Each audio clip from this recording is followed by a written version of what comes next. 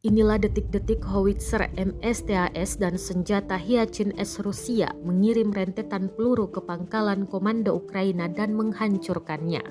Video tersebut dirilis oleh Kementerian Pertahanan Rusia pada Selasa, 28 Februari 2023. Dalam rilisnya, Kementerian Pertahanan menjelaskan awak howitzer self-propelled MSTAS dan senjata Hyacinth dari unit artileri distrik militer pusat terus menghancurkan tenaga dan peralatan angkatan bersenjata Ukraina hampir setiap hari.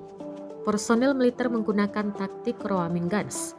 Para kru melepaskan beberapa tembakan ke arah nasionalis Ukraina dan segera berganti posisi. Penyesuaian api dilakukan dengan bantuan pesawat tak berawak. Tindakan artileri yang terkoordinasi dengan baik dan efektif mencegah transfer cadangan musuh dan mendukung tindakan ofensif pasukan Rusia.